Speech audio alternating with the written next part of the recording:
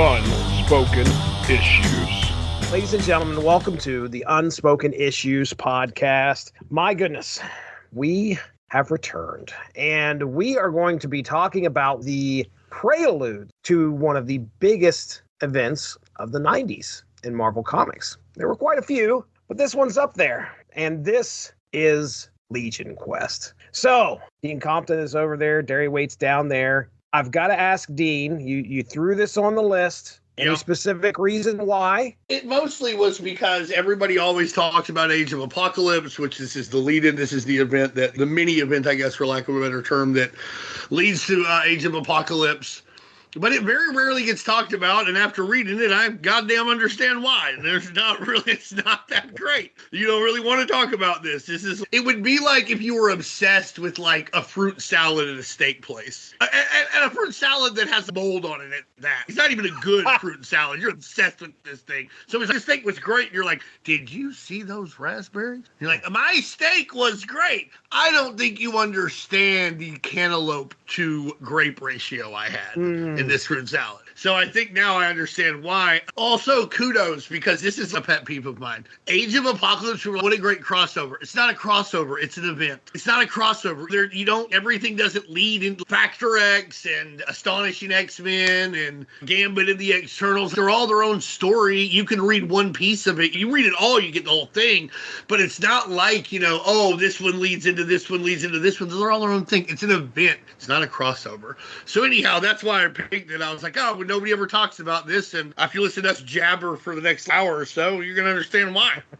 Yep. It's not good. Yeah. I blame Scott Lobdell. Oh, you always blame Scott Lobdell. He didn't do anything wrong. Why would I always hear? Every time something shitty with the X-Men happens in the 90s, he's there. I will say this, though. I read Generation X number 1 through 6 the other day. That's good stuff. That's really good stuff. That's what I'm talking about. I got to give him some credit for that, although I think Chris Bacalo does most of the heavy lifting. Oh, yeah. He does do a good job there. He does. This is very good. You put these right next to your New Warriors and Teen Titans books. It goes in New Mutants, goes right with Young Justice. Darry, this prelude to this event, to the big event here, Legion Quest, were you aware of what was going on and what we were getting ready to get into back in the 90s when this dropped? Yeah, I was getting the X-Men titles at the time, so I didn't read the entire thing because I don't even know that back then I knew books came out every month, but I definitely had read parts of this series, and then when Age of Apocalypse rolled around, I was like, oh, that's what this was leading into. I was genuinely shocked when that happened. But yeah, rereading the whole thing from beginning to end, it's so funny because I don't know if someone had a hole in the schedule or what, but it's a lot of buildup for something that's got to happen, but getting you there is like, oh, you did not have enough meat on that story. So it's interesting. It's 90s X-Men, so I enjoyed it a great deal because it's hard to go wrong with that stuff. But yeah, I read the entire thing for the first time now, and it was like, well, that didn't make things any clearer. Yeah. Do you remember that there were actually people who wrote in to, I want to say Hero or Wizard, who really thought they were going to cancel X-Men forever? Oh, wow. Yeah, but how many of those do you think are just the assistant editor writing it? I can't hype it up. It could be a plant. But listen, to be honest, here's the reason why I don't think it was that. Because Wizard and Hero would always respond and be like, they're not canceling the X-Men. Don't be a... Oh, yeah, that's true. Superman was killed, right? It's how many people were like, oh, he's dead. He's gone. The Superman Incorporated is going out of business, right? It's like, if you can the layman thought so. But if you were involved in superhero comics, you knew there's no way they're going to keep this going forever. And honestly, when it comes to Age of Apocalypse, I feel like they underestimated its popularity. They probably could have, they've squeezed some out of it since then. They probably could have gone twice as long. And I don't think anybody would have had a problem with it. It may have caused problems in the greater Marvel universe because they do have a role to play. And you've got, I know real time and comic book time ain't the same, but at some point, if the X-Men haven't been in the Marvel universe and had a Marvel universe related issue in 8 months and you want them in Avengers, somebody at home's going to complain whether they should or not. Y'all know how fanboys can be because y'all are the worst of them. That's true. That's true. Y'all are great. Everybody here is great. But yeah, I remember the hype for I wrote an essay in GT on this. Oh, really? Yeah, I got right. I was trying to start a comic book club at the time. And so I had to write an essay on something in GT. And I wrote the essay on this because I thought I could also use it for a newsletter in my comic book club. Okay. And so I had to write it. I can't remember why we had to write an essay or whatever, but I wrote one about how Marvel's canceling the X-Men. They're not really canceling the X-Men. Don't fall for the hype, Mrs. Davis. Mrs. Davis, this ain't happening. So just in case the other people, Bobby Hooper and Piper Whitman and the people in my DC class, they were these girls on the drill team who were not buying X-Men comics, in case they were worried that Cable would be gone forever and replaced by X-Man, Cable will be back. See, that's interesting that you say that, because you're right. They really underordered on Age of Apocalypse because it was so big. X-Men was an ongoing. I remember reading X-Men was just a brand new character. You're right. He was just like an alternate Cable, but there was a couple of years there where he was everywhere. He had a successful run by Warren Ellis. He was Spider-Man's friend for a while. He was, for the late 90s, he was a definitive it character. So I think you're right. I think that book could have gone on for at least twice as long as it did without a problem. Yeah, Stephen Grant was really good on X-Men as well, and he's not somebody we normally associate with the X quarter of the Marvel Universe, but I really like his stuff there. I will say that the premise for how we're going to get there, as explored in these books, it's been done before, but I was excited to kind of see it in comics. We have, if anything, I would probably compare it to Terminator 2 or the Terminator movies, where somebody's going to go back in time and kill somebody in order to change the events and make a better future. Well, of course, for Skynet, it was just to make a future for them. But anyway, so I was excited. Well, that's objectively better for them. Better is a relative term. Better for Skynet, not better for humanity. It's funny you say that too, because something that I was thinking about while I was reading it, and something Dean always talks about, is David Haller, Legion, has one of the most traumatic backstories, right, in the X-Men mythology, right? He's the son of the guy who's trying to convince everyone that we're all going to be okay. The father, for a variety of reasons, is not involved in his life. He's quite possibly the most powerful mutant that's ever existed, naturally, without any weird shenanigans. He is top shelf when it comes to powers. And really, at the end of the day, this story, one of the reasons it's so engaging on a broader level, not so much in the details, is why does this happen? Well, a kid wants to spend more time with his dad, right? Yeah. That's what this is about. It's the most fundamental reason for anyone to do anything. And I feel that's one of the reasons that this worked, whereas so many other events, crossovers, whatever you want to call them, didn't, because this one came from a very honest place. David is written in a way, and this is not just in comics. This is a guy who carried his own television show for multiple seasons, Legion on FX. So this is not a one-note character created for this plot, but he's able to really imbue the story with saying, how can I have a life that would have been preferable to the one I had? And he messes up so badly that everyone else suffers as a result of it. But it's a very honest move, and I do think that lands. Speaking Charles of Xavier's a shitty dad. He is. He's an awful father. He's an awful mentor. It's been there since the Stan Lee days. Yeah. But nonetheless, because I'm reading the fucking John Byrne. I just got finished with that, and Cochrum's back, and Smith just took over. So I'm reading the Epic collections, which, if you're looking for any of the newer Epic collections, SB Comics, Speeding Bullets Comics, our friend Matthew Price, check them out. Seriously, sometime. Buy everything from Speeding Bullets. Yeah, Speeding Bullet Comics down in Norman, Oklahoma. Go in person or check them out on the web. They're on Facebook too. But I get my Epic collections from them. They ship them nicely, nice, minty, really nice. But yeah, I'm reading that stuff. Professor Xavier is always terrible, just always terrible. And that's sad, because for me, Professor X is the guy on the cartoon who's so nice, just so nice. I love him. And y'all seen X-Men 97 yet? The first two episodes? Oh yeah, yes, I have. Really, so I had to turn it off because I thought the animation was so terrible. Wow. I thought I was going crazy. I put it on. I was super excited, and I'm watching, and I'm all right. Maybe I just got the nostalgia goggles on, but I've watched the whole of X-Men the Animated Series pretty recently, probably after they first announced it, and I couldn't get over how bad the animation was. And I've been asking people, and I would say it's about 50-50. 50% of the people I ask are saying, no, you're crazy. And the other half are, oh my God, yes, it's absolutely terrible. So I had to turn it off. I couldn't get through the first episode. I think the problem is it's good and the old one was shit. Yeah, that's fine. That's quite that's quite possible. I'm always willing to accept that the fault is my own. So is it something specific that you can point to, or No, I was just watching it and something in my brain was like, this is a bad cartoon. This is poorly animated. Wow. I don't have the words. I honestly, I didn't spend a lot of time thinking about it. I will say though, I was very excited because in the, I don't know, let's say 10 minutes that I got through, there was a poster that flits through the air. And if you pause, on the poster is the character of Maggot, the character of Ecstasy, and the character of, I don't know, Marrow is in there somewhere too, but I don't know if she was on the specific poster. And those are all late 90s X-Men characters who probably would have been around in 97, but aren't popular enough to actually be on this show. So I will say, if there's a chance that anyone associated with that show is listening to this, thank you for that. Okay. I the Daily Bugle that we saw too. Oh, like flies across the screen. It's like Spider-Man, a mutant. Yeah. It's great stuff. But we don't have to talk about that too long. But impossible to talk about the X-Men, the '90s X-Men, without bringing up X-Men '97. I thought it was really good. Jesse did too. But, Jesse, get back to your whatever points you're gonna make.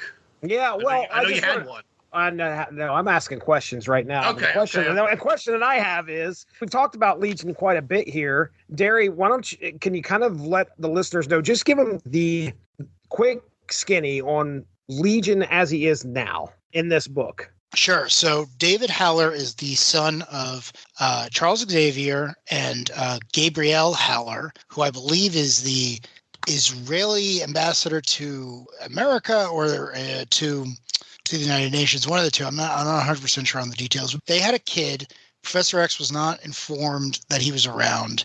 And very similar to the Proteus story, once he hits puberty, his powers go in every direction. So on top of everything else, he has, I don't know the exact term, but we used to call it multiple personality disorder. So on one day you get David, on another day you get 6 or a dozen other characters.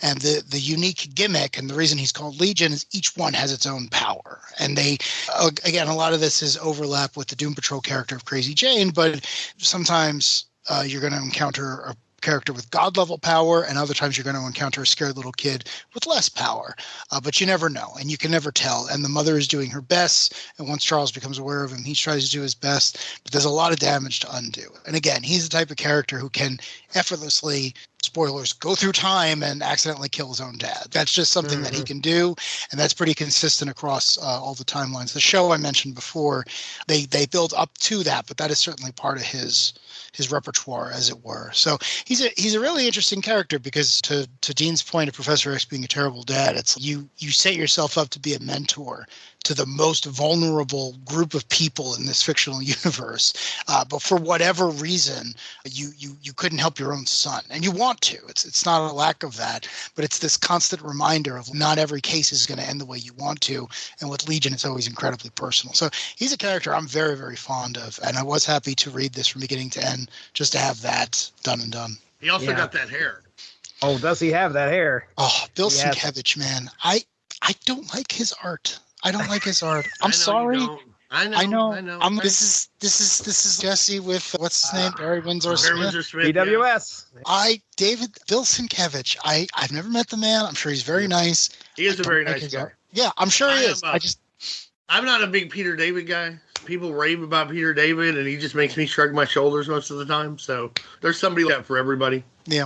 All right. Well, and at this time right now, Legion is on Muir Island, right? They are trying to hanging out with Moira McTaggart. I think, in the Muir Island saga, I think Shadow King fucking destroys his psyche. And then the X-Men, and then Professor X retreats into Legion's head. But it turns out there's nothing there, but Professor X can save him. And then Jean Grey goes in there and is like, you can't save him. And then the X-Men all get together, the X-Factor original team of the original X-Men. They all join the X-Men again. And then the next issue is all different X-Factor. And I don't remember the details, but he was part of the Muir Island X-Men, and he was there for some time. And that is where he wound up catatonic. I don't know how he got better, but he definitely got better. Yeah, I just opened up X Factor 109 here. Right, 109, baby.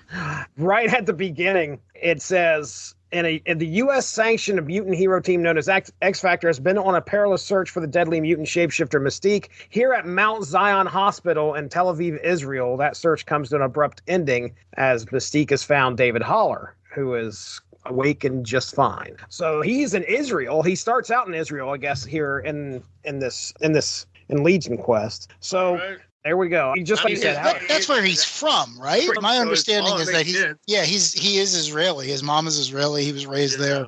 He didn't meet his dad until he was much older. So I think that's just home for him. Also, let's talk about the fact that Professor X was doodling with her head. He was her doctor, and then they hook up. That ain't right. You ain't supposed to do that. So he's not just a bad parent. He's also a bad doctor. Congratulations, Professor X. You know, well. It's the Hank Pym thing, right? Let's hear it. It's so well accepted that Professor X is admirable but not always good at this, that it's not just one run, right? It's just a lot of writers go back to this and say, man, you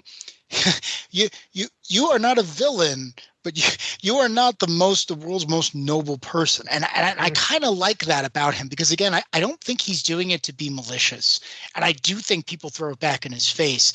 And I think that he's constantly looking for that opportunity to become better, right? He was raised not in a hyper wealthy family, but the Xaviers are old money. That's well established. They've been around for a while, and he can hide his power, but he has access to the information of everyone, right? Nothing can hide from him. He's the most powerful psychic that's ever lived. So the fact that he does these things and they don't always turn out great, but he keeps trying. And when people throw it back at him, he's mostly what you're right.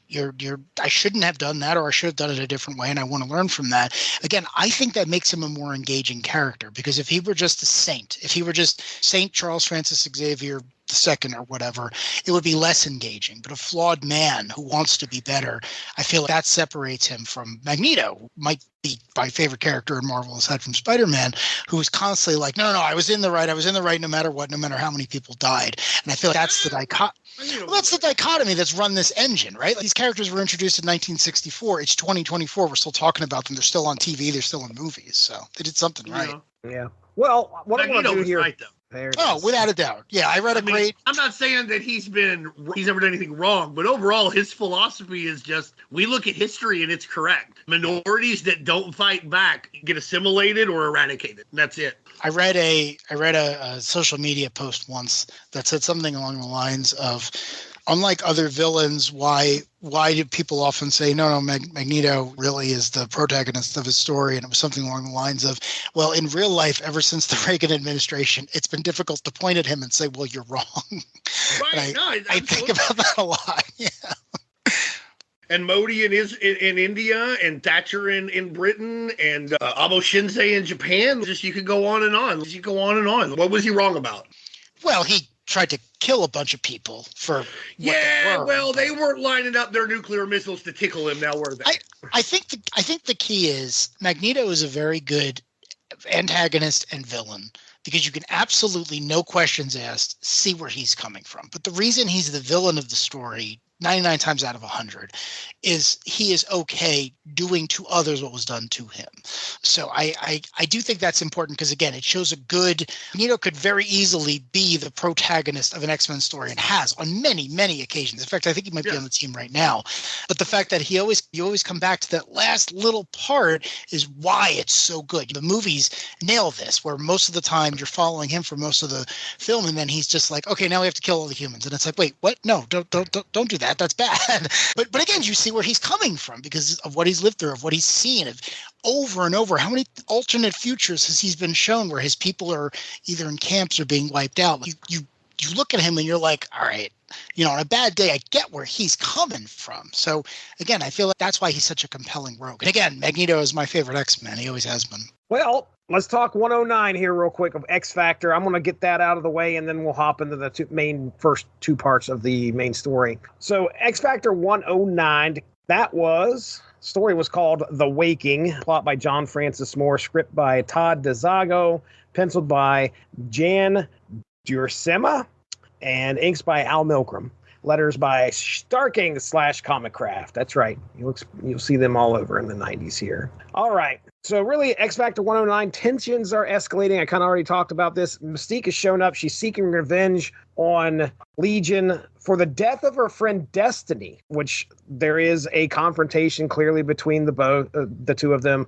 X Factor intervenes to prevent Mystique's vendetta, but she manages to evade capture, prompting Wolfsbane to pursue her. Meanwhile, Legion collapses, expressing a determination to rectify some past wrongs to his mother. Gabriella. Mystique rendezvous with Avalanche, but their meeting is interrupted by Val Cooper and X Factor, leading to a chaotic skirmish. Mystique employs diversionary tactics, culminating in a showdown with Forge, whom she blames alongside Legion for Destiny's demise. The situation intensifies when Legion intervenes, transporting Mystique into the Mindscape. Despite X Factor's attempts to apprehend him, Legion escapes, leaving behind a promise to set things right. So that is kind of the prelude to the prelude. And now we'll get into the first two parts. That's biblical as hell. Mystique's going to fucking kill Legion because he killed Destiny. That's some heavy shit, bro. I said first two. I want to do the first three. And then, yeah. So, all right. So our first story, our first issue was X-Men.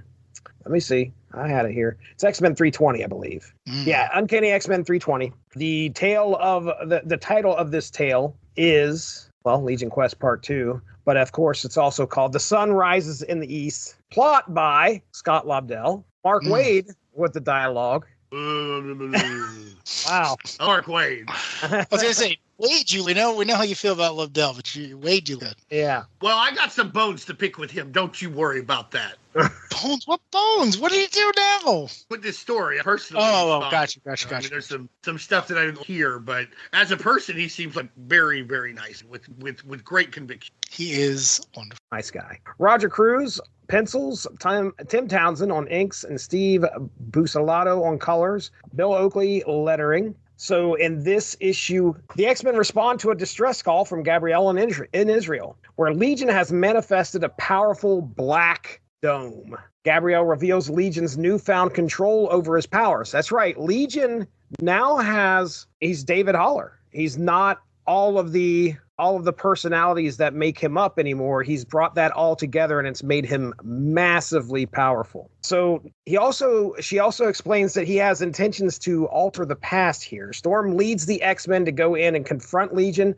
but he proves too formidable, transporting Storm to a pivotal moment in her past before swiftly returning her to her present, which was rough. That was hard to watch.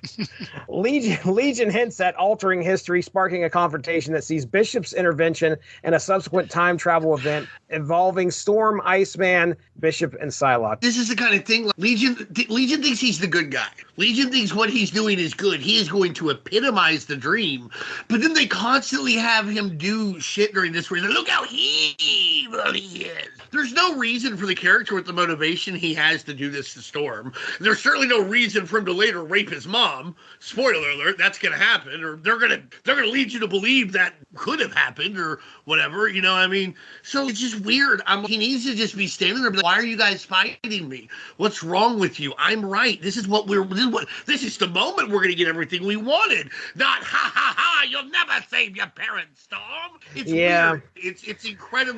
It's contradictory for the character's motivation. It's possible the thing is though, when you have a mentally ill person, it's easy to, well, he's mentally ill. He's not unwieldy. He's just doing things from moment to moment. But I think that's a cop out here. I think they really should have leaned more into he thinks he's right, and by God, he might be. Yeah. I took the whole Storm interaction as and that's the way they kind of spin it off. He's wanting to show her that there are moments that have occurred in the past with so much weight to somebody that wouldn't you do anything to change that? Now, granted, he could have went about it a whole different way, but he shows her and then brings her back, and he's like, now what would you do if you had the ability to actually do what I just did? If he could do that anyway, why isn't he already back in time?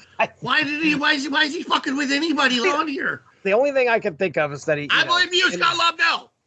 He's doing anything he could do to get somebody to see his point of view. That's the only thing I can think of. That's fair, and that makes that. I'll buy that more than the cop out. He's just doing mean shit because he's mentally ill. He's reaching out for help. That's what he's really doing. He wants someone to agree with him, recognize him, say, "Hey, you're worthwhile. This is a good point," and maybe actually even stop him. And he may not know that at this point because mentally ill people, being a mentally ill person, if you listen to this, crazy as hell, got PTSD and OCD and bipolar disorder and probably some other alphabet cereal from Post that they're going to dream up soon. But you do that. Sometimes you do prolonged stuff. You'll tell people you're going to commit suicide instead of just doing it. I don't mean to be that harrowing, but that kind of thing. You're going to tell somebody you're going to cut yourself instead of just doing it, or about something mean or terrible you're going to do. So I'll buy that more than just, he's evil, so we showed Storm the bad stuff. He's also a kid. That's the other thing. That's a fair point too. Yeah, he's not supposed to be an adult. He's not 20 years old, right here, somewhere around there. I guess, but the way I'll still say he's a kid. No, I'm just saying no. Yeah. I just mean it's not like he had a normal life and he was exposed to all this different stuff. He, for a variety of different reasons, the story goes out of its way to establish it. He's not experienced with the way the world works. So he's a kid and he's damaged on top of everything else. So again, it's this fear, right? It's Professor X dreams of a world where everyone gets along. Or but this kid hit puberty and now he's God. It's how terrifying is that? If we don't raise him in just the right way, he could ruin things for a lot of people unintentionally, and in this case he just happens to ruin it for Charles. But it's a good case study of what the X-Men are really trying to do. Think about this too. You're saying how terrifying it is. Your dad is the world's foremost expert on mutants. To most people, he's, if not God or Jesus, the Holy Spirit of mutants, if he's a mutant, right? It's way up there, the Pope, something like that. And he's like, I dream of a world where humans and mutants will all get together. Then Legion's like, get together and get along. It's like, you can't even fucking get along with me. That's got to mess with your head too. Yeah. Every time he looks outside, and again, he's got his father's psychic abilities. It's the world he experiences and the world he's being told about are two completely different things. Again, it's your normal teen and young adult angst multiplied exponentially by all the nonsense that he's going through. It's again, they really lay down the foundation of why someone like that would try to do what he does.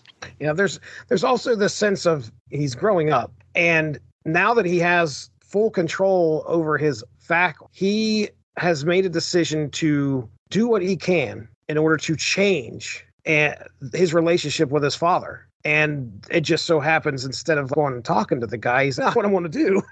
I'm just going to change the past so we could definitely hang out more and my father can succeed. So it's kind of like kids taking it upon themselves to change what they couldn't have done before. This is a kid trying to become a man and actually right some wrong that he believed has happened in the world. So he's going to some extremes, that's for sure. And he's not doing it the greatest. We've all been there. We've all tried to. We've all time traveled to the past. I've done it. Our dad. It's happened to the best of us. Them living the paradox right now. Kill our dad's greatest enemy, but accidentally killed him. What are you gonna do? Should have seen that. Oh shit. So, all right, hopping into X-Men number 40. X-Men number 40, written by Fabian Nicieza, Andy Kubert on pencils, Matt Ryan throwing touchdowns with the inks, Bill Oakley lettering. I got it. Bill Oakley doing letters, Kevin Summers doing colors. All right, and this was titled The Killing Time. So in X-Men number 40, we dive. We ain't going to have a time travel story without something being called The Killing Time, am I right? A time to kill. We are back in the past, where we get to see a younger Charles Xavier interacting with his friend Magnus and encountering an amnesiac Legion. That's right. Legion is back in time, hanging out with his dad, but he has no idea who he is. Meanwhile, the X-Men we talked about, Storm, Iceman, Bishop, Psylocke, they're also stranded in the past. They kind of got sucked into his temporal wake. That's right. I use those words.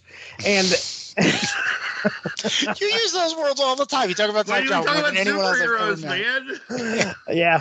They also have lost their memory, so they're trying to figure out who they are. They're slowly getting there. They're kind of piecing things together. They just remembered their names, but it's a struggle to try and even remember why they are there. And they're also realizing that they have to be casually racist, though, for Bobby Drake there. So I'm I know you mentioned this. Can you remember the specific thing that happened? Yeah, he's walking out of the restaurant where they've all been, or whatever it is, where they're all talking, and they're like, we sure are weird. Okay, but we found each other or whatever because they're going to that. And he walks out and he's like, guys, look at us anyway. It's a black lady with white hair and an Asian lady with a British accent. That's weird. Lots of Asian people have British accents, bro. That's the thing. They conquered like 2/3 of the world or something, right? The British accent shows up in lots of places. And then the white Boston, though, so he doesn't understand how the rest of the world works. Oh, he's from Boston. There's no way he can be racist. The most racist. No, the opposite. I'm saying he's almost certainly racist because he's from Boston. Of course. Oh, sorry. I thought you were taking up. We're like, well, he's from Boston. Well, then, yeah, I've seen the banners they pulled down at Fenway Park sometimes. Yeah, exactly. I'm not saying every Red Sox fan or everybody in Boston is racist, but there's a reason. Well, you might be, but there's a reason that every sports league, when people are like, what's the most racist city? It's Boston. Again and again and again. NBA, MLB, a lot of prominent black people do not like to play in Boston because they think the crowd's racist. And so that makes a lot of sense. Bobby Drake, racist, just talking about how a black person could never have white hair. I saw a black person with white hair today on my Facebook. What the fuck are you talking about? Asian person can't have a British accent. What the fuck, Bobby? Shut the fuck up. Or Bobby Drake. All right. It's not his fault. It's not his fault. It's Fabian, his last name. Because of all the things you can do, you're like, oh man, I don't know how to handle Iceman.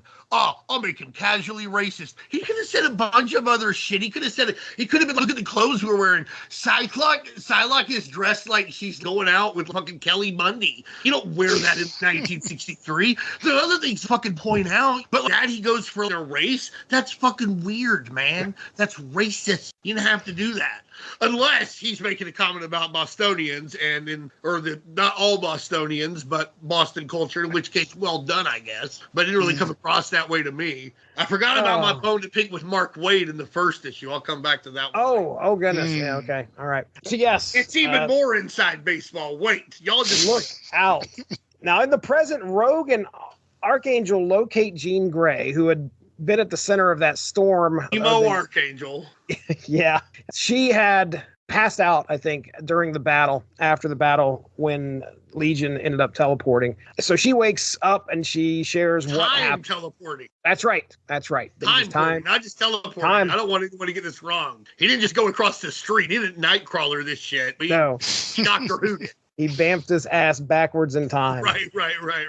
A capital B on that bamp. Seriously. So Jean Grey, she shares what happened, and of course Xavier at that time kind of reaches into her mind to see what happened. Cable ends up showing up here because they've reached out to him. Yeah. Hell yeah, my man. There's some time travel involved. They reach out to Cable. Cable shows up. However, his ability to travel back in time is a little bit limited because of some. I can't remember what exactly he said. There's some kind of event. In his own book, his time travel stuff has been destroyed, and it's at the bottom of the ocean. Okay. All right. And then Lalandra of the Shi'ar Empire arrives, and she is telling them that Legion has caused a big problem with this isn't the McCran crystal that's going nuts. It's just some type of crystallization wave. No, I think it is. No, it is the Imcron. It is the Imcron. Is it? Okay. All right. Yeah, he's fucked with it, and it's causing that to happen because he's fucking undoing reality. Which, can I point out that this story breaks Marvel time travel rules? How's that?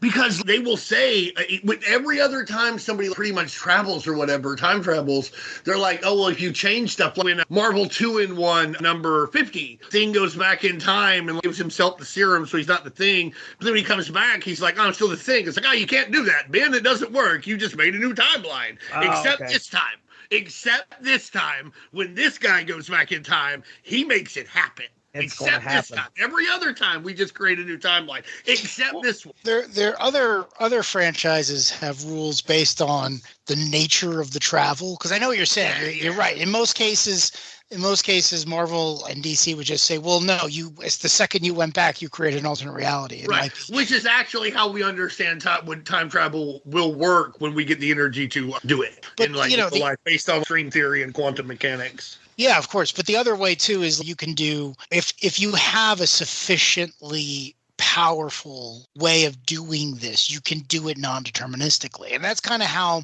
I viewed Legion, right? Legion, the Phoenix, Franklin Richards, the Beyonder. There's a certain tier you get to where I like to say you're basically the eraser on the end of the pencil, right? David Haller was going to create the Age of Apocalypse. So he's got Infinity Gauntlet style power. Yeah, that's my way of looking at it. Somewhere between there, it sounds. That's what you're saying.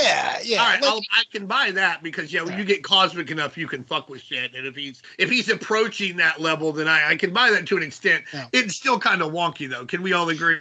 I agree. Listen, I'm sure if Mark Gruenwald were still with us, he could tell us exactly how time travel is intended to work in Marvel Comics. But yeah, I just looked at it as, all right, one of his abilities has the ability to break the time travel rules. Because you're right. They often say, well, no, you just created an alternate reality where that didn't happen. I can think of half a dozen stories where that's the case. But yeah, and this one, it has to be that reality because that's how we get the AOA. Right. Okay. Yeah, and I guess you could also explain it. There's a reality that goes on when he goes back in time. Maybe his power isn't even necessarily that he killed his dad. It's that he rearranged reality because he can kind of do that too. And that would be if you go back in time and then rearrange reality, maybe it's more than just going back in time and doing something, which I understand is rearranging reality in its own way, but y'all understand what I'm talking about on a more cosmic level. You just kind of turn your hand and now ducks are anvils. Ducks are anvils now. That's yeah. No, it's not what I would do with cosmic power, but it can't be ruled out that I'd get to it. The other thing that I like about Legion is oftentimes he doesn't even know he's doing something. He's trying to be as purposeful as he can, but it's again, I go back to this idea of he's a young person raised in isolation, terrible relationship with both of his parents. Oftentimes he's like, I'm going to try to do this. It's like, well, you're not going to because you have powers that no one understands except for possibly your father, and he wasn't around enough. So it's fun too to watch. He quite possibly could have changed everything because the way AOA ends too, it ends with the Age of Apocalypse being an alternate reality that you can now visit. So maybe he went back in time and he created a distortion field that said, well, no, this is going to be the present. And then at the end of the storyline, when everything quote unquote reverts, it snaps back to the way it's supposed to be. And now AOA is its own thing. So you could look at it that way too. Again, only Gruenwald knows for sure. And X-Man. And X-Man. And X-Man. Right. X-Man, Sugarman, Dark Beast, and I forgot who the fourth one was. Fucking Sugarman. Holocaust? Oh, yeah, that sounds right. The worst name ever for a children's supervillain, children's comic book character, but yeah. Yeah, it's not. You could do. They changed it. They changed it for the action figure. That's the only reason I constantly think about how terrible that name was. Yeah, because even Toy Biz was, we just can't. We can't do this. We can't. I mean, it's just not the best. Not the best. All right, heading into Uncanny X-Men number 321. So we are going through this issue. We shift between past and present. In the past, Charles and Eric Magnus engage in discussions about Xavier's dream of coexistence. That's kind of at where we're at in their stage of their relationship. They're getting to know each other very well, and they're starting to share their ideals and ideologies. And bar fights. Nothing brings two people together better than a bar fight. We've all seen Roadhouse. We know how to bond. That's right. Now, in the present, the X-Men strategize to send Cable back in time to aid their stranded teammates. They have a complicated idea of getting him back there, projecting him psychically, I believe. I don't know if they're actually physically sending him back, but they're going to send him back nonetheless in order to help them unlock their memories and get them back on track. The group in the past continues to unravel the mystery of their presence. Their Bishop's encounter with Cable ends up triggering a flood of memories, revealing Legion's renewed intentions to alter history and confront his mother, Gabrielle, with young Charles Xavier and Eric Magnus caught in the crossfire. So that's, by the way, I didn't give the creative team on that. I apologize. That was Scott Lobdell with the plot. Mark Waid dialogue, Ron Garney on pencils, Townsend, Green, and Rubenstein on inks, and Steve Bucchetto. I forgot that Ron Garney had ever done any X-Men stuff. Good for him. Cash some checks, bro. All right. Yeah, seriously. Steve Bucchetto on colors and Chris Eliopoulos on letters. Yeah, let me say this though. The problem with any of these stories, and I don't like it, but it's never the art. The art's always pretty good. Yeah, you know? I mean, everybody, the art part probably makes this better than it should be, in my opinion. I was really excited to know that we were doing this just because I was going to get to see some of Andy Kubert's work because I'm a fan. I'm a fan. Yeah. I do like Kubert brothers. Yeah, and their dad. Yeah, I've heard their dad's okay. I heard he might. Their dad's okay. Doesn't he have a building named after him or something? I can't remember. Oh, no, it's an art school. Well, he's got a school. He's got a school in New Jersey that he founded. School. Yeah. He might have drawn a war comic or two. One of those. The war comics. All right, so there we go. That was parts 1, 2, and 3 of Legion Quests. So I'll open up the floor here. We'll go ahead and start with you, Dean, because you already have something you want to lob something at Mark Waid. Okay. Mr. All right. Wade. So in the first issue, they're getting off the fucking plane or whatever. And Iceman, of course, Iceman is like, oh, look at this. The PLO and the Israelis are working together. That's bad news for us. This comic book has an indica date of January 1995. Which means it hit the shelves in December of 1994, which is probably written around July. Yeah. All right? Yeah. But in August of 93, they signed the Oslo Accords, in which the PLO recognized Israel as a country, and Israel recognized that the PLO was a representative for the Palestinians and gave them de facto police control over and governmental control over the West Bank and the Gaza Strip. The Gaza Strip would later they would lose an election to Hamas, and Hamas has been the governing party since then there, but they're still the governing party in the West Bank, and you should fucking know this, bro. Bro, this was big news, man.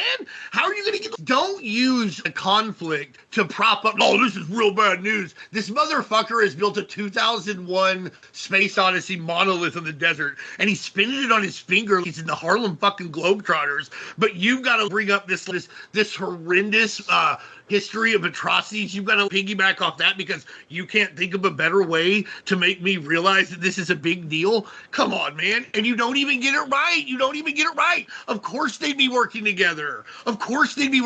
At this point. That's already been settled. I can't defend him in any way, but I can say that I imagine obviously what the drive here was to make a reference to some type of real to kind of bring them. I'm aware, but this was a bad way to do it. Bad choice. All right. You can do better. Honestly, you're going to do it in a minute when the guy's like, I hate mutants. What are these mutants doing here? So you had to do it twice. And then you do it again when Cable shows up, when they all point their guns at Cable because they think he's Strife. Or maybe Cable did do some terrorism to Israel at some point when he was in the six pack, right? Most likely. So you're going to do this again and again already. I don't need you to I don't need any more propaganda that gets the Israeli-Palestine conflict, essentially the Israeli invasion and genocide of Palestinians. I don't need anybody to get that wrong again in the media. And here we are, Mark Waid, he scripted it. So he wrote these words. You got it wrong, buddy. I don't like that. Okay. Otherwise, fine, and I think it was probably an honest mistake. I mean, it's probably writing 7 comic books a month, and that's the last he reads. It's probably true. But I'm still not wrong. Won't argue. Better not. What's so these first 3 issues? What are you thinking, Dean? Aside from Mark Waid's boo boo there, I just don't. Okay. I just don't find. I think that there's a lot of things that just seem to be happening because they need things to happen. I like some of the Xavier Magnus buddy pal. That's fun good to see. Right.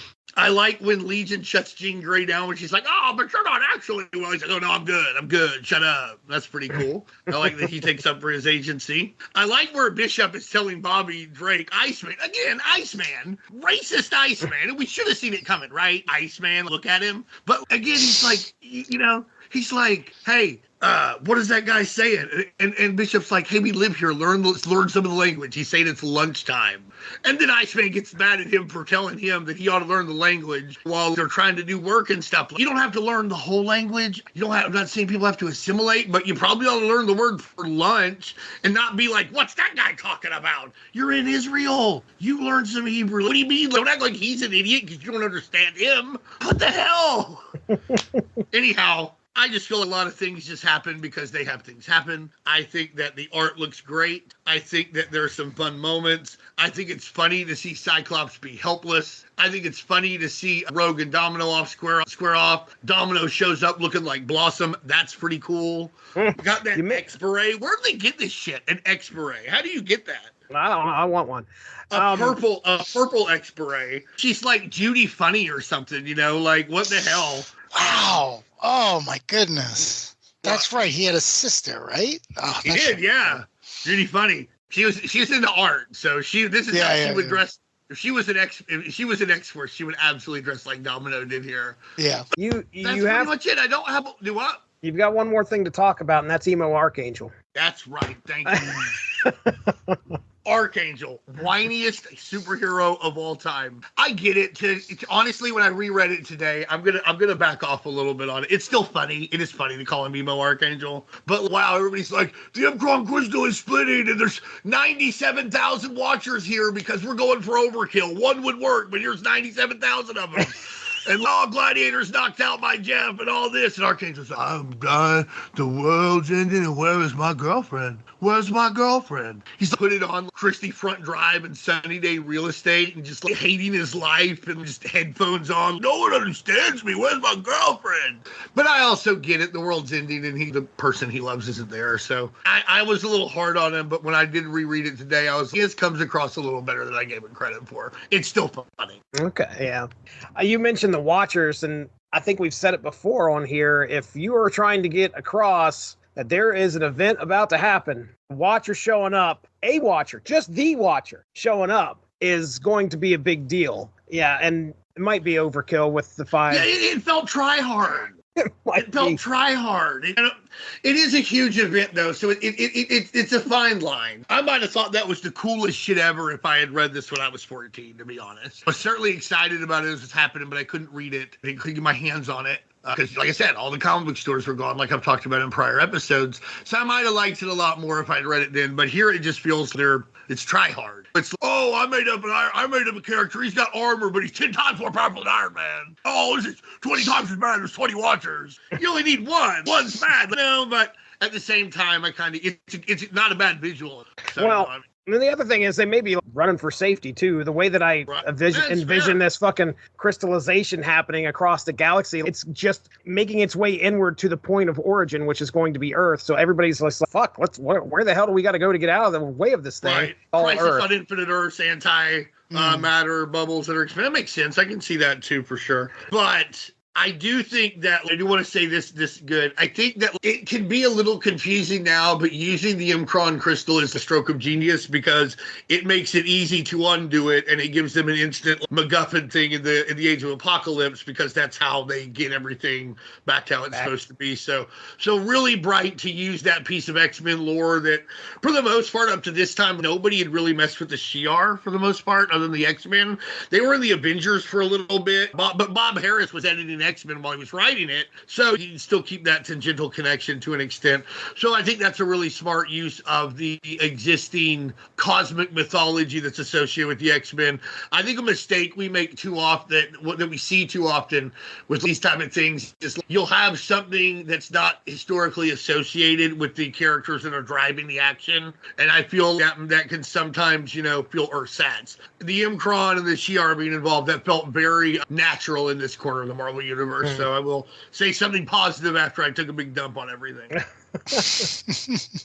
Joe Mad cover for part 1 of this on the y'all saw the reel I made, right? Yeah. Right. Yeah. Right.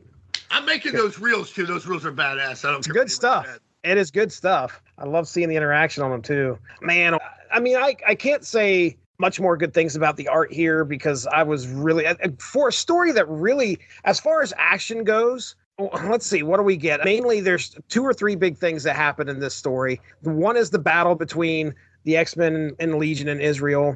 And then in the past, there's not much that happens other than to the lead up to the last issue, really. There's the bar fight. And then, be fair, Magneto makes that wheelchair. Yeah. Oh, does he? Off panel, though, I like doesn't that it? a lot, though. I think it shows a very important side to Magneto's character. And I was talking to Emily about Magneto yesterday. We were talking about his role here, and one of my favorite things about him, though, is you're like, oh, he was going to kill all the humans.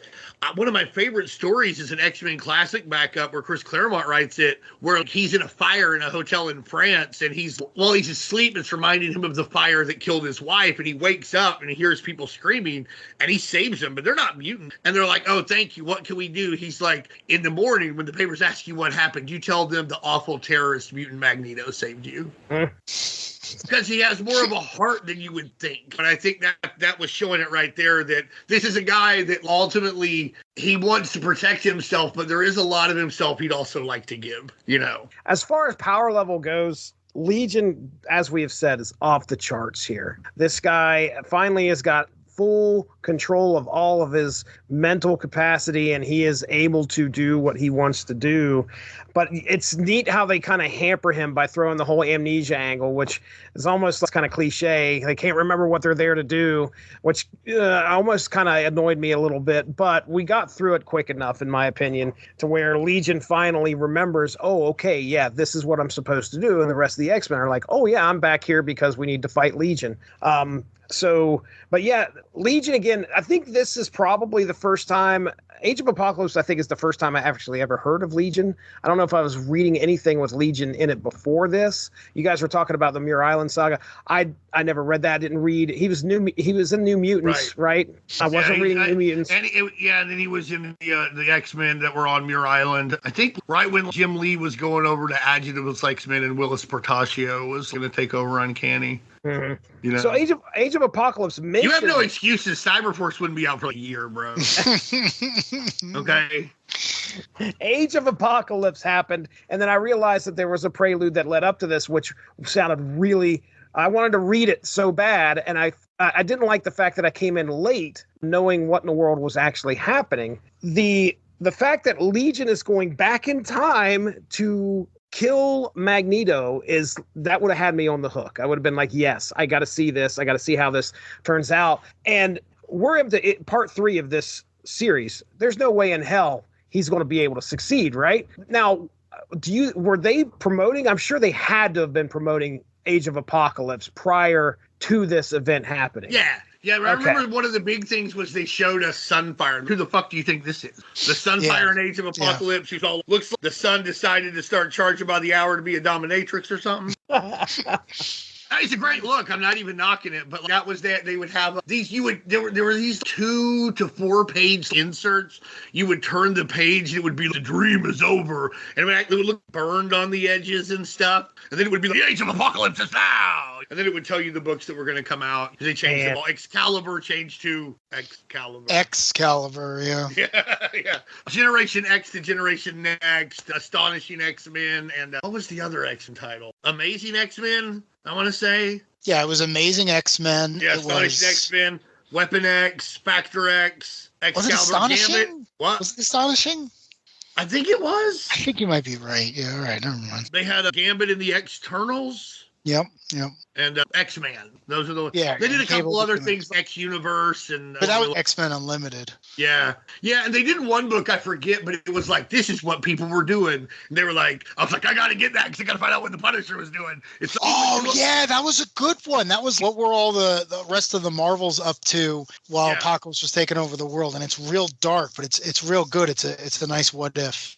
Yeah, and then because you see a few of them, you see members of the Fantastic Four and the Hulk, and a few of those folks are getting involved. So it was neat to see what else. The Punisher is part of a monastery in Southeast Asia, and they never hear from him again. So they don't say he's dead. So in my headcanon, man, he's blowing away some Apocalypse goons, right? That sounds about right. All right, Darry, you're up, man. What did you think of these first 3 issues? Well, Dean kind of hit the nail on the head. A lot of unnecessary stuff happens. And again, I know at the time content was king and they were probably all working on this big crossover. That was big. They canceled all these ongoing books. Event. Fine, whatever. But still, I remember going to the store and being like, where's X-Men? It's, oh, you have all these other books. And it's, I don't I don't want these books. What is this?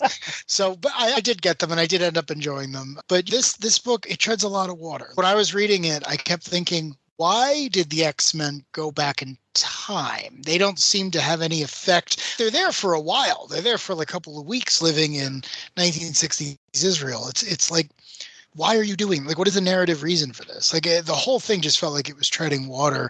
And then Cable shows up, and it's like, why are you here? Are you just here because it's 1994, 1995, and you're Cable, and you have to be in an X-Men story? I don't know. It was weird. It's not one that I would recommend. It's really one issue's worth of story, maybe 1.5 with the Professor X and Magneto prequel stuff, but it's stretched too thin, and you see it. It's hard to keep the momentum going, and it's unfortunate because it leads into a lot of good stuff, and there's good stuff here. It's not enough of it. Yeah, I would have liked to have seen jumping around in time. It doesn't bother me that much usually, but I would have loved for one issue to focus on what's happening up in the future, and then we've got, or I should say the present, and then another one focusing on what's happened in the past. They mishmash that all together where, okay, you got 3 pages of the present, 3 pages of the past, we're going back to the present, and it got annoying a little bit, but and it doesn't feel like a whole lot happens. They go back in time, they forget what they're supposed to do, and you're just sitting there going, come on, just remember who you are so somebody can get punched. And it's not happening. Wish they would have figured out a way to use Cable to send the team back and punch some stuff, and then the team that's already back there, oh, that's what we're here for. And then the second team, they're only going to be there for 3 hours or whatever. So when they're done, they get zapped back, and then the first team that Legion took back with him would now pick up the thing. I wanted more shit to happen. Right. I don't mind Cable being there though, because he's a time traveler. I get why they'd call him, but he does. I want more. He didn't even shoot. He doesn't shoot any big guns. Where's the big guns? Nowhere. Shoot a big gun. You need the big guns. Bishop doesn't even shoot a gun. It's true. All right. Whew. Let's get into the credits go like so. The story is called An Hour of Last Things. Jeff Loeb writing. Ian Churchill. That's a great title too. Yeah, it is. It is really. When you look at this issue, I get it. It's don't believe much happens in this issue other than them just kind of reconciling what's happening. But still, it's good. Yep. Jeff Loeb writing, Ian Churchill guest artist, and then Bud LaRosa with Barta and Karani on as guest inkers, Starkings and Comicraft on letters, and Mike Thomas coloring. So this was one of the titles that I was picking up in the 90s. I was absolutely picking up Cable. So I'm pretty certain I read this outside of the Legion Quest stuff, which I had no idea what the hell was going on probably. But either way, this is an addendum. You tried to go back and read any Cable? The early stuff? Confusing as hell. What the hell is going on here? When I try and read it now, I'm like, what is this? The issue number 1 with the gold foil, though, tight as hell. Well, in Cable number 20, Cable emerges from his journey into the past. Remember, he went into the past and was able to jog Bishop's memory and everybody else's memory there for the X-Men so that they could face Legion. But he comes back and he recounts the events to Charles and the teams. Tensions rise, but particularly as Gambit questions the purpose of their efforts. Lilandra reiterates the imminent threat to reality is about here, and an approaching crystalline wave is on its way. Crystalline Wave. Crystalline Wave. That's lo-fi bands, man. I listen to a lot of lo-fi. That's a good name for one. I'm starting. That is a good one, yeah. Crystalline Wave. That was the first name for Crystal Pepsi, but they decided to. Jesse, you gotta remember that as a prompt for the next time you're messing around with Skynet or whatever. You gotta remember Crystalline Wave. Throw that in. Crystalline Wave. Yeah, I think you're right. Crystalline Wave, just a little too much for a soft drink. Take it back, Pepsi. All right. Hey. Focus group doesn't that. Amidst reflections and confessions, including Beast's doubts and Warren's gratitude for companionship, Scott and Jean find solace in each other. Cable learns the truth about his mentors, Scott and Jean, in the future, which he knew. Right. It was the worst keep secret of all fucking time. Mm-hmm. Yep. You mean Slim and Red were really you two the whole time? No. Hey, but you know what? Good for them. It's a beautiful moment, honestly. One way or another. Way to go. It is. And I get why they didn't want to tell him. It makes sense. Yeah. Well, it only made sense because then he would have had to explain why he didn't immediately recognize them when he showed up. But it's obvious. It's obvious that the intention was always, well, these are your parents. Next time you see them, you can talk that. So Yeah. But also, you don't want to tell them just in case, because, look all around us right now and this fucking weird time paradox that might happen. We might not tell him for a little bit because we don't want to fucking ruin something, right? That's fair. You got a very good understanding of time travel, Dean. You really do.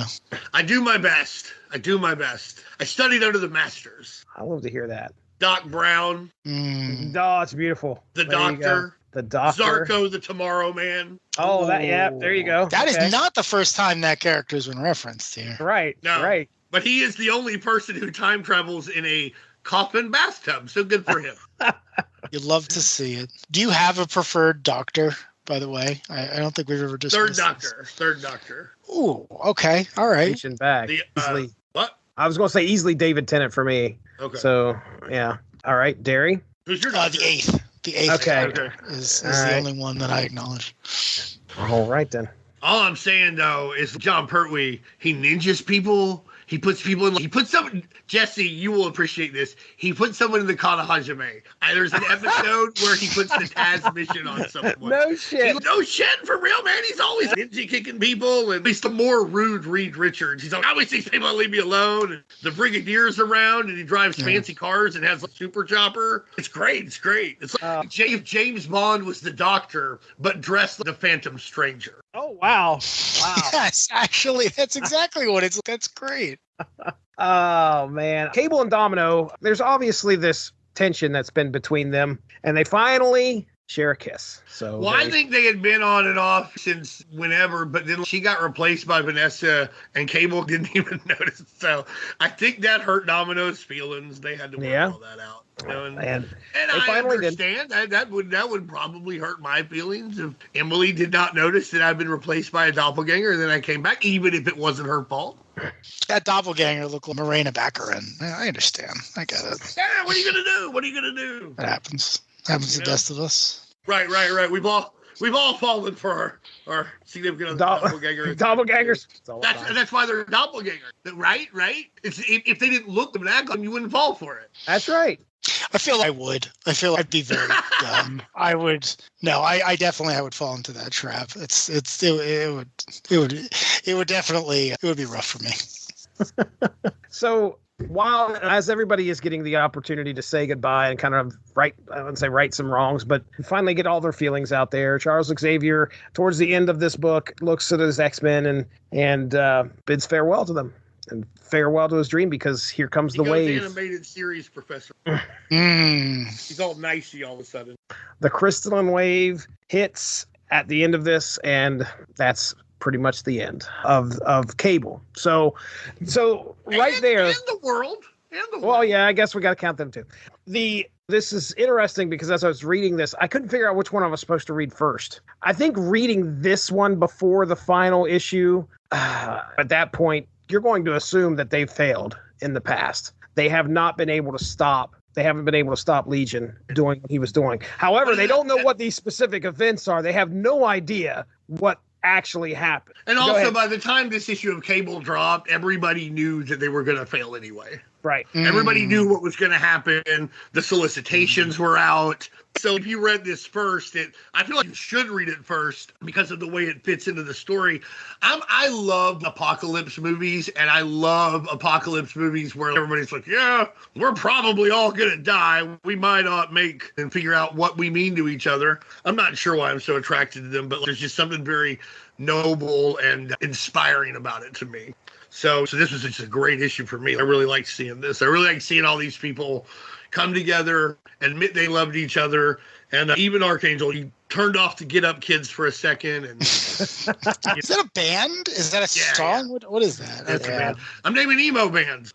You never had an emo band? Okay. You ever listened to a little Sunny Day Real Estate? I do not know. I have truly terrible taste in music. I never listen to emo. I know. Every time I say something good, you say it's bad. That's true. That's our thing. That's our relationship right there.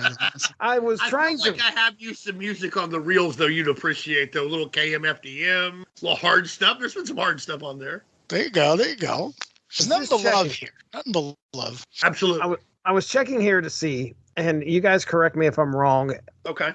When the crystalline wave hits, is that when Wolverine and Sabretooth are at each other's throats and he's about to kill him or something? Or am I thinking of a different event? No, you're right. That happens during I forget what issue, but they kind of show that's about to happen. It happens in Wolverine 90. And I believe he actually kills Sabretooth before the wave. Oh. Believe it or not, Sabretooth gets better. Oh, man. Yeah, you're right. Okay, I just found the issue.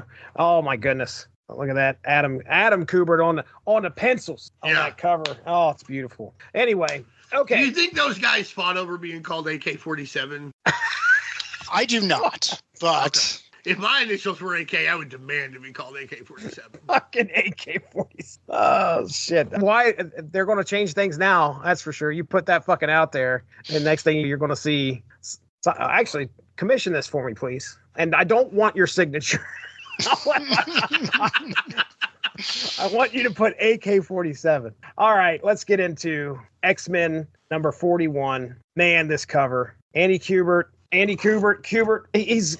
you've got Magneto on the front of this in tatters, cradling what appears to be a lifeless Charles Xavier. What's going to happen in the issue? Chaos ensues. That's what happens as Magnus and Legion engage in a destructive battle. Cable's efforts revive the memories of the stranded X-Men, but they struggle to contain the turmoil. As the conflict intensifies, Psylocke reaches out to Charles Xavier, revealing Legion's true identity as Xavier's son. In the present, Lilandra emphasizes the gravity of the situation. Oh, dude.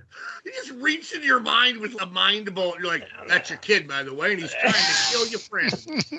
Oh, fuck. That had to even mess with old CX, right? Oh, yeah. Yeah, I think so. In the present, Lilandra emphasizes the gravity of the situation, warning of the potential failure to prevent the past's catastrophic consequences. Legion's revelation to Magnus about his fate and his intent to kill him to ensure Xavier's dream unfolds horrifies Charles. Xavier's like, no, you just can't go about it this way. Amidst the battle, Iceman and Storm intervene, with Iceman seemingly defeating Legion before a devastating psionic onslaught. I shouldn't say that right now. Yeah. That's for later, sir. That's for later. Spoilers. About a year later, right? Yeah, 96, I think. 96, right?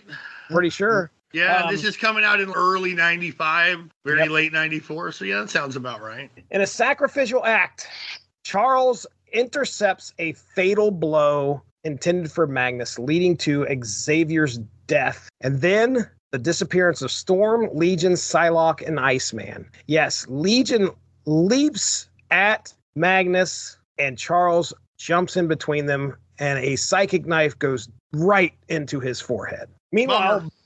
now as this crystalline wave is now and also taking things over in the past, there's one guy left. That's Bishop. Magnum PI. Left alone as the Bishop. You're right. Sorry. As the crystallization wave engulfs the solar system, a consequence of Legion's actions in the past. So there it is. There are some problems with this. Yeah. Yes. Yeah. Avengers 200 problems. Oh boy. Whoa. Come on. You can't I don't know. back. I don't know. You might be right on this one. Dean, I want to let you have the floor. I know exactly. Look, they make it look like Legion raped his mom. Yeah, it's really fucked up. It's bad. It's really bad. I don't think it's as bad as Avengers 200, but I think they belong on the same shelf. All right. You're right. I do think that is worse, but that's why we classify tornadoes and hurricanes. You know what I'm saying? Yes, it's still all hurricanes and tornadoes. Avengers 200 is like an F5. This is an F3.7 at least. That's all I'm saying about this. I do think Avengers 200 finds, if you read it, it's terrible, and it's to make up for being terrible, it finds new ways to be terrible. And then when you read Avengers, I think it's Avengers Annual 10 where they try and undo some of it, you're like, well, God bless you guys, did your best. But yeah, it's hard for me to get past that moment because it goes back to what I said earlier. Why would Legion do this? Legion thinks he's the good guy.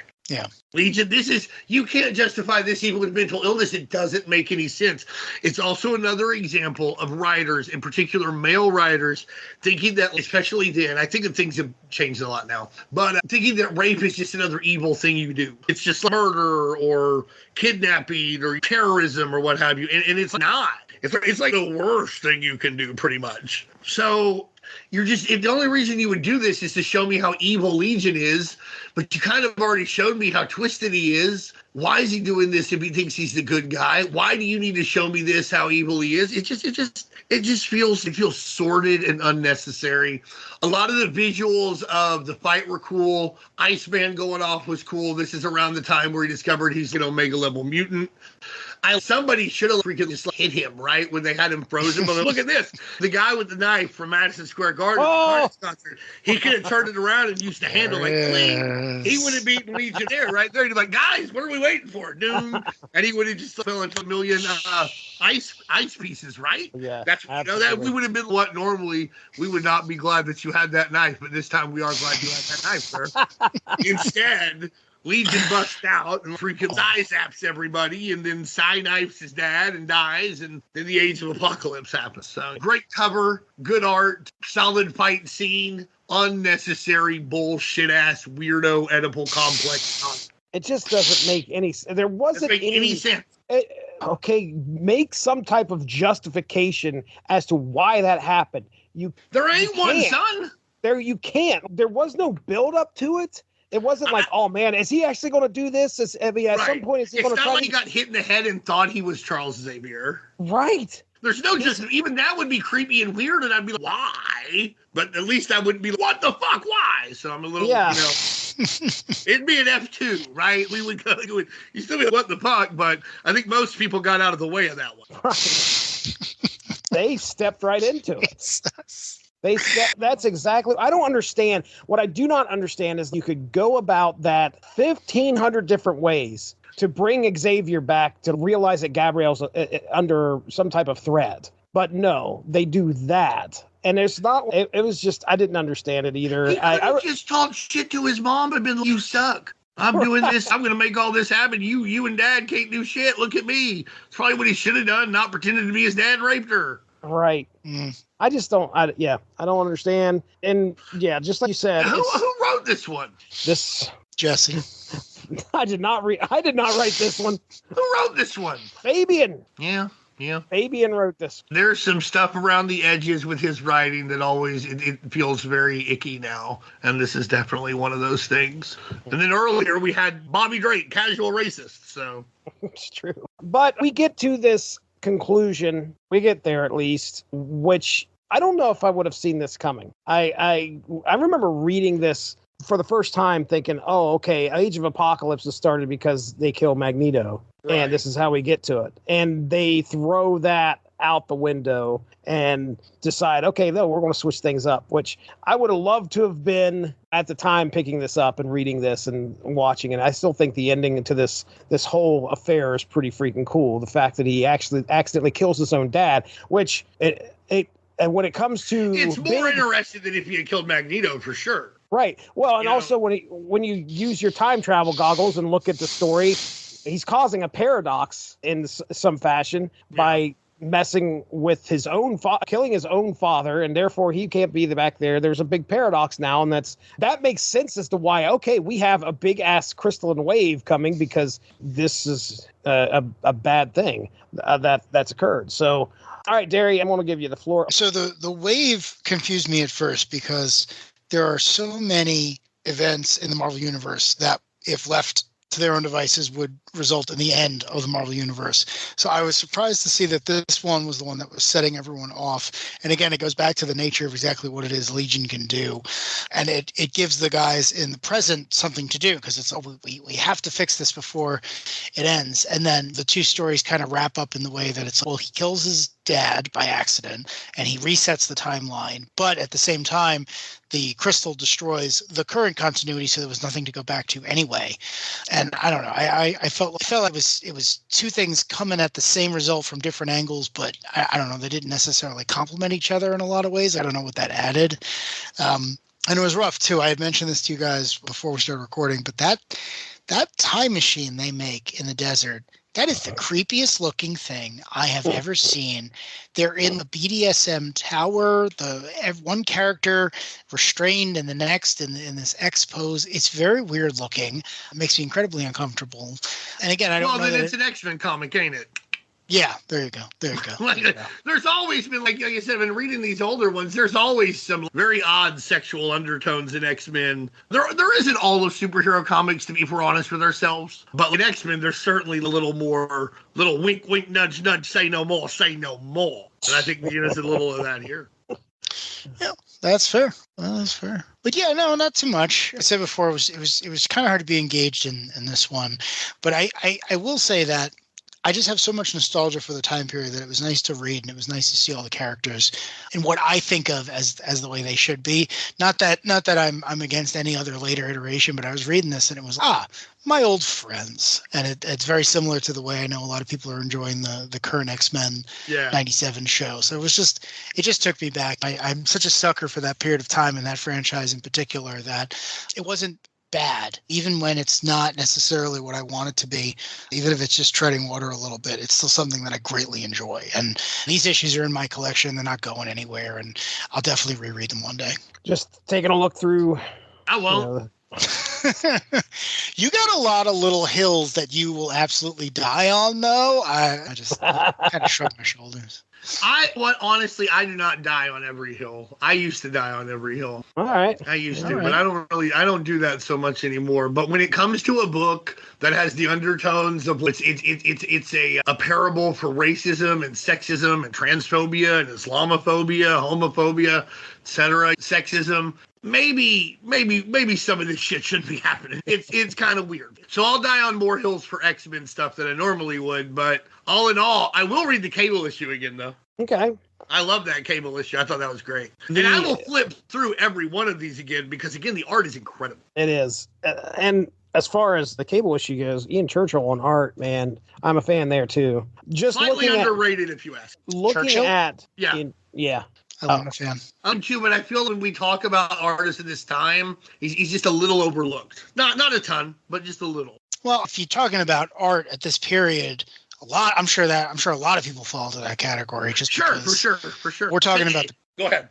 I know. Listen, we're coming off Image, the Cooper brothers, Mad. There's so many top tier artists. The rise of Jai Lee and Stephen Platt. Yeah. In a couple of years, we're going to be in that manga, hard into that manga era, and art's going to look completely different, but there's going to be no shortage of just top tier, incredible artists for the time, some of which are still working today. So yeah, I agree. I love Churchill, but it's hard to look back and say, well, yeah, of course you were overshadowed. You were good at what you did, but you weren't a superstar, not the way your contemporaries were. Gosh. I mean, it happens in all kinds of things. You go back and you look at even somebody who is good. It's easy to forget how good Scottie Pippen was because Michael Jordan was so great, and you saw him at the same time. Frank White. Who did he wrestle for?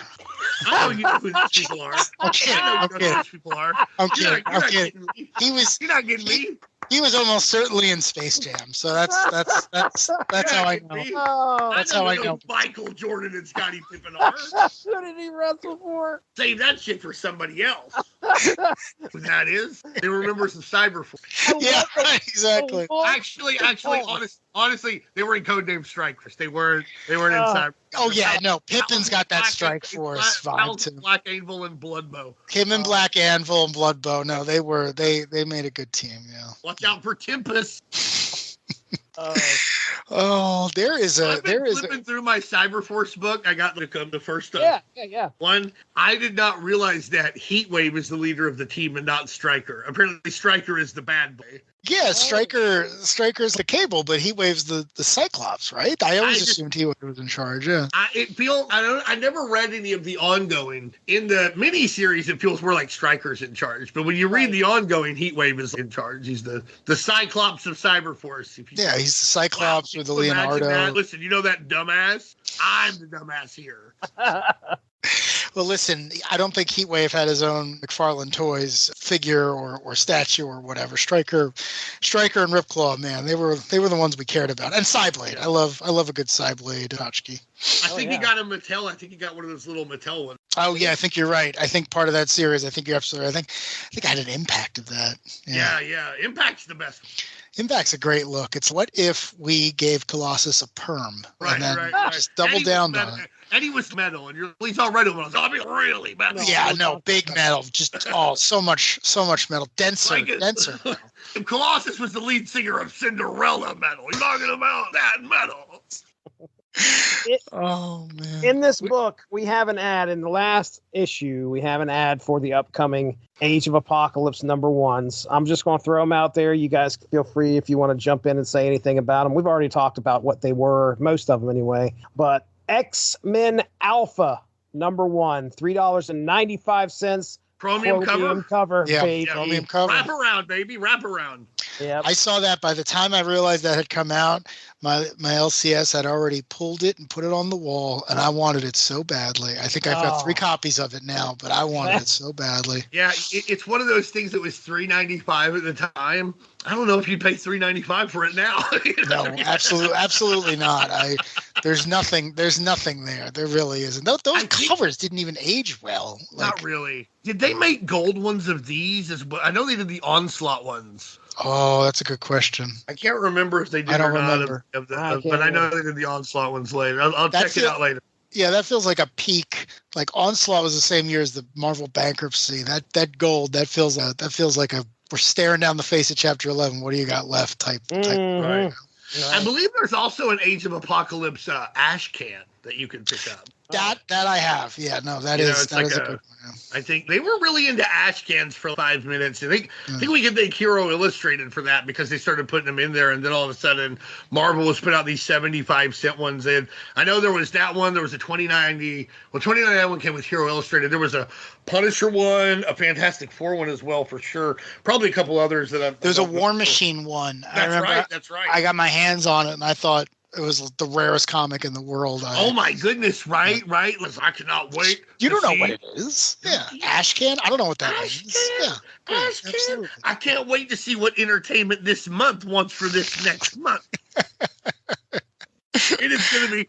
They're going to put this under a hot in red all cap letters with 5 exclamation points after it. That's what's going to happen with my X-Men Age of Apocalypse Ashcan. Oh. Now, those are $5 now. You got to give $5 for that. Oh, yeah. Easily. No questions asked. Factor X #1 by the creative team of X Factor in this new story, The Radical Mutant. Radical Mutant, Scott Summers, betrays his father, Mr. Sinister, the leader of Factor X. Well, smart move if you ask me. Yeah. Gambit in the Externals by the creative team of X-Force. Gambit is on the wrong side of the law as he leads a young team of mutants on the ultimate heist. And then we have... They're going to steal the Imcron crystalline. I think that's the heist. Wow. All right, then. Then they have Amazing X-Men #1 by Fabian Nicieza. They spelled his name wrong in this. They put an N in there. I know how to fucking spell his name. Somebody's fired. And Andy Kubert. Magneto leads. They better get this right in the ash can. They better. That's true. Magneto leads his team of mutants against the Madman Apocalypse. Glossy paper! !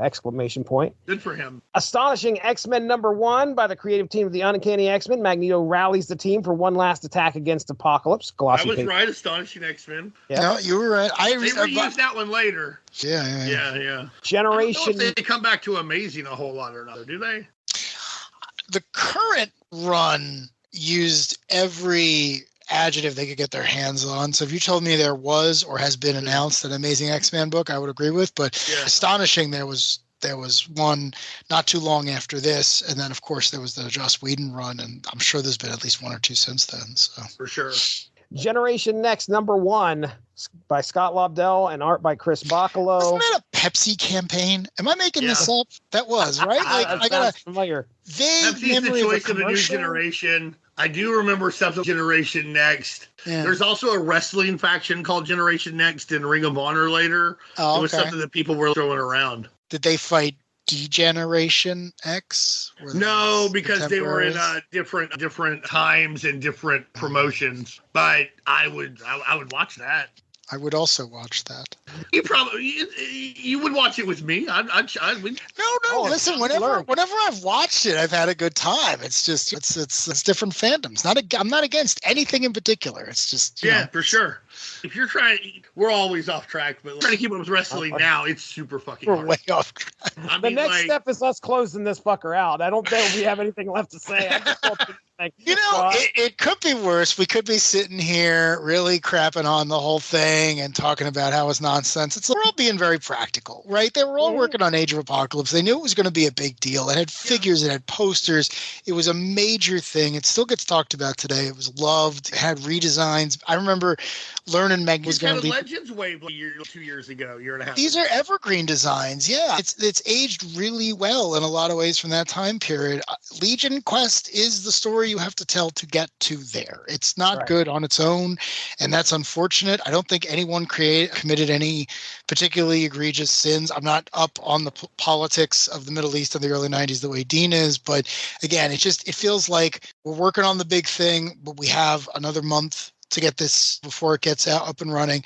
What do you got? Well, okay, we know Legion's going to kill his dad. Here's a couple issues to explain it. One of my favorite crossovers of all time, an actual crossover this time, is Final Crisis. And Grant Morrison supposedly told the editor-in-chief or whomever, I need the New Gods dead. Aside from that, don't worry about it. So they let Jim Starlin do Death of the New Gods, which is a series you absolutely, no questions asked, do not have to read. But you didn't know that at the time. We need these characters in a certain place. They got to get them there.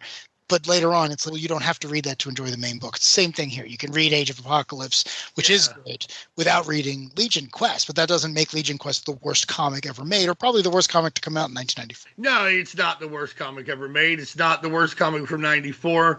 It's not even the most problematic comic book from 1994, I would bet, to be honest with you. But when it comes to the worst comic or whatever, you've probably never seen it, right? Oh, yeah. What's the worst comic book that he's ever done? Somebody probably printed off 33 mini comics of just stick figures shoving freaking psycho spears through Buffalo or something. What the fuck is this, you idiot?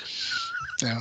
Listen, I always go back to the same thing. It's like the worst comic to the three of us, if you're 12 years old, right, and you read it and it's got some love behind it, it's got something you can connect with, you're going to love it. It's as simple as that. It's like, a lot of these things are objectively terrible, but you'd be surprised what someone's got a fondness for. And it's easier to talk about something you love than something you hate. Absolutely. And someone loves Legion Quest, and I want to make it very clear right now that there are better things for you to love. But you're absolutely entitled to love it. I can understand how it would scratch a great nostalgic itch now. The art's beautiful. There's a couple really cool wow moments, a couple really touching moments. Yeah. And these are your friends, so it's nice to see them get together in the times we do see them get together. And I would go back. We talked about it briefly, but I just want to double down. The scenes with Professor X and Magneto when they're young men, they're great. And they really do a good job there. Yeah. And this is before the movies, where that was the backbone of the whole thing. X-Men First Class, that's literally what the movie is built about. It's you have to understand how close these two men were, which is why the struggle in the current time is so bad. And it's the same thing here. When you meet these characters, they're the best of friends. They're brothers. And the short bursts you get of seeing, well, what are you talking about? Why would I be fighting him in the future? That's nonsense. He's my best friend. It goes along way of showing why this relationship works so well. It's Thor and Loki, right? It's this type of thing where you have to be that close. You have to be that intimate with each other emotionally to have such a powerful rivalry. If not, it doesn't really land. So again, because the opposite of love isn't hate, it's indifference. Right. Exactly. And if it's just two people who don't like each other or who come into conflict over something that can be resolved, whatever. But at the end of the day, the reason Magneto and Professor X are polarizing, that draw such people to them, is they both have compelling things that complement each other, and that's well showcased here. And even if you only read those couple of scenes, it's a great lead-in for Age of Apocalypse, because you get to know them in a way that makes the death a tragedy. If it had just been one page of Legion showing up, trying to kill Magneto and accidentally killing his dad, everyone would have been upset. But when you realize, no, Charles, right? He's not a professor yet, but when Charles is like, I know what's happening. I know what you're trying to do. I'm not going to allow you to do this because he's not evil to me yet. He chooses to sacrifice his life. It's actually a beautiful sacrifice to really set up the world. And then going into Age of Apocalypse, you see why Magneto would dedicate himself to the cause of justice. The tragedy of Age of Apocalypse is that Apocalypse makes everything so terrible that Magneto has to lead the X-Men, and he does a pretty good job of it, all things considered. It's what would get Magneto to turn a new leaf. It's usually Professor X being out of the picture, and this is a great setup for that. And believing in Magneto more than he could believe in himself.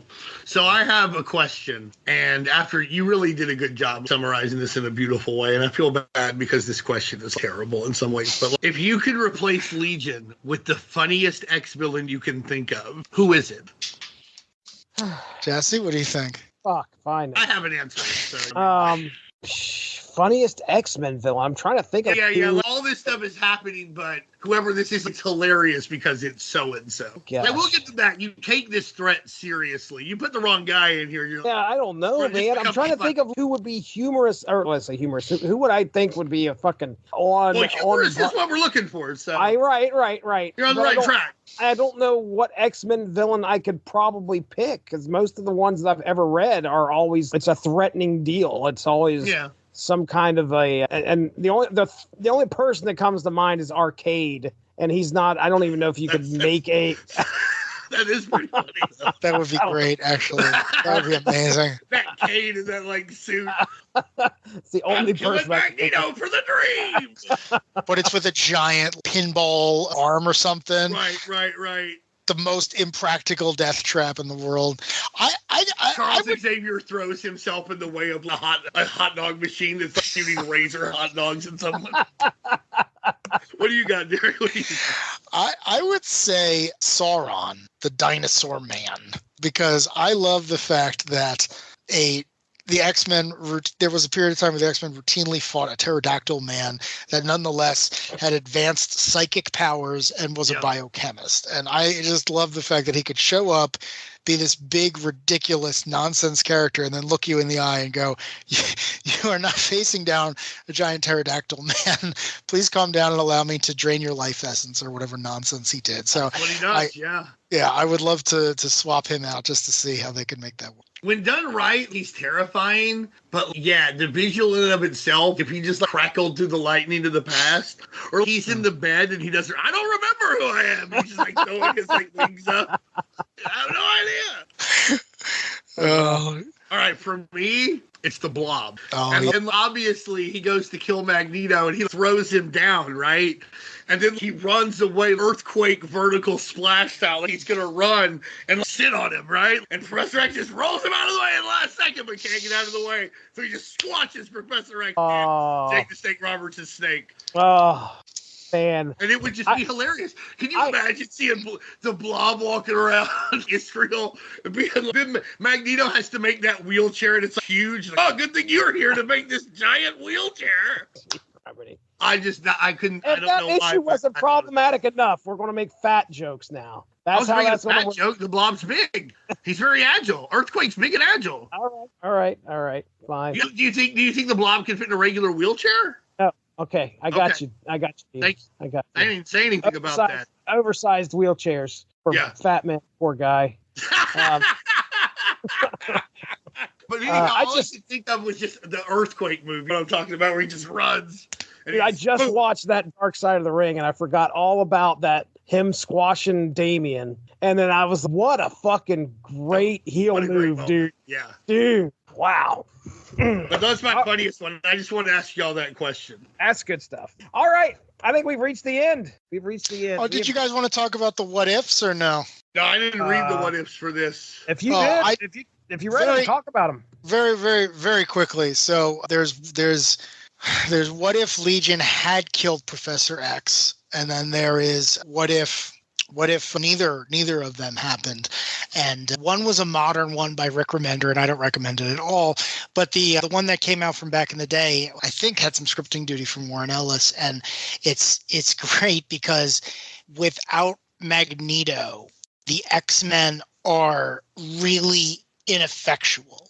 So they're the seven from The Boys. They're celebrities, they're superheroes, but they don't accomplish any of the real deep stuff that they want to do. And I really like that idea that if Legion had accomplished his original goal, he wouldn't have gotten what he wanted.